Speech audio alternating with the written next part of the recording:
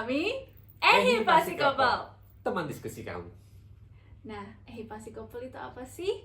Ehipasi Couple itu dari kata ehipasiko dan couple. Jadi kita ini emang couple yang sama-sama menjalani atau melakukan ehipasiko. Apa sih ehipasiko itu, Laukung?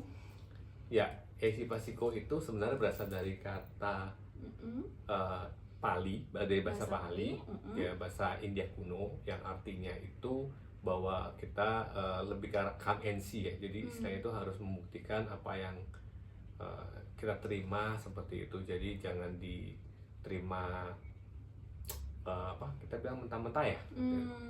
Jadi emang come and see. Come and see. Ya, jadi kayak aktif gitu ya, bukan hanya wait and see, tapi memang benar-benar harus dibuktikan gitu. Correct, ya. betul sekali. Jadi kalau misalnya di kehidupan sekarang sih, kita itu nggak cuma terima aja orang bilang apa, tapi kita emang harus benar-benar menganalisa, emang ini benar gitu ya, menganalisa, terus habis itu bila memang mungkin kita harus eksperimen, melakukan sendiri gitu ya, sampai kita bisa mendapatkan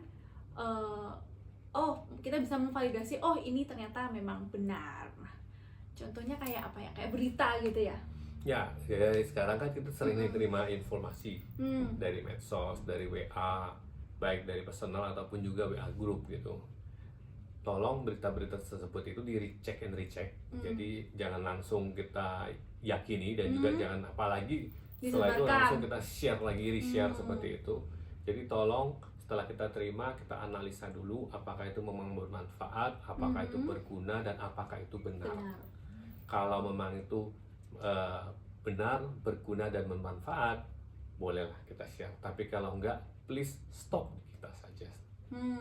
Sebenarnya ehipasiko tuh emang awalnya tuh berkaitan sama spiritual gitu ya. Tapi mungkin sekarang seiring perkembangan zaman kita rasa apapun ya emang kita harus ehipasiko. Contoh kecil aja, kayak misalnya aku tutup pintu gitu kan. Nah, kamu mesti tanya ke aku, pintu udah ditutup belum? Aku mesti jawab ehipasiko lah gitu kan. Ya buktiin aja sendiri, karena aku udah, dan kadang kamu nggak percaya kalau aku udah tutup gitu kan. Jadi ya udah check and recheck itu tadi sampai kita buktiin, wah itu udah beneran kekunci. Itu sih yang contoh-contoh simple yang emang ada di kehidupan kita sehari-hari gitu kan.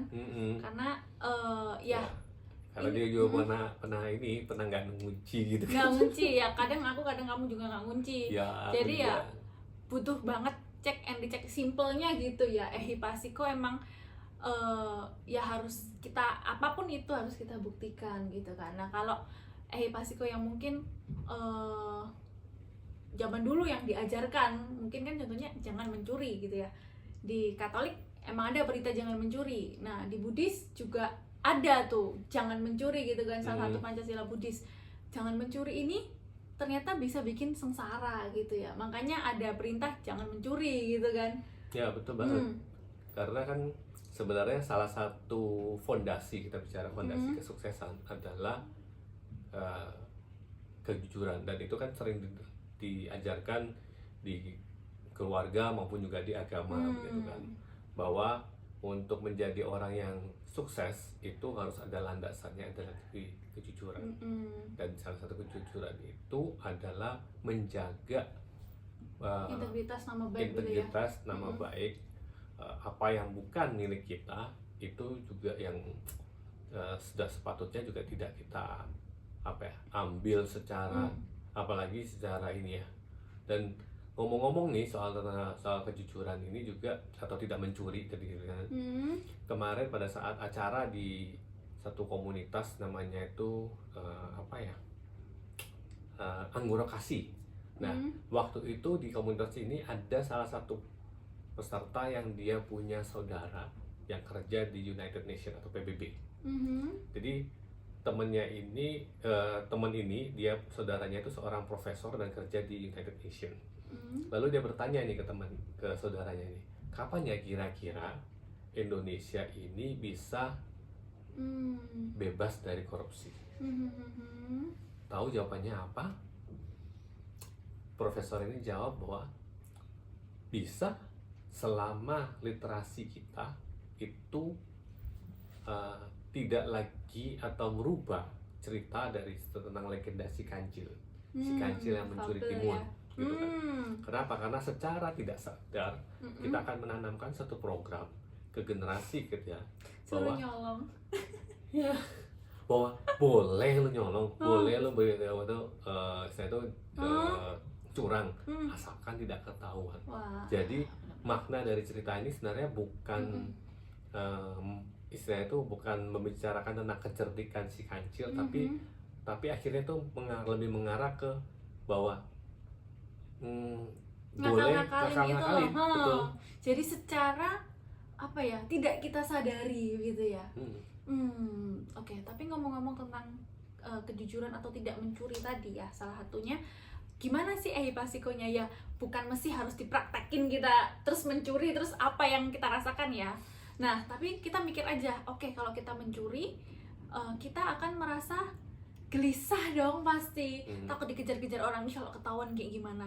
Nah, kita udah mikir aja, oh inilah akar-akar ya penderitaan tadi, kesengsaraan. Jadi emang mencuri ujung-ujungnya bikin sengsara karena kita harus dikejar-kejar polisi lah, terus harus ganti rugi mungkin, atau mungkin kita sampai kehilangan kepercayaan orang lain. Nah, jadi intinya konsep pasiko adalah buktikan gitu. Jadi ayo sekarang kita harus apa-apa harus kita analisis sampai kita mendapatkan kebenarannya, itu beneran atau enggak. Nah, kalau emang beneran go ahead, kalau enggak ya udah buang aja.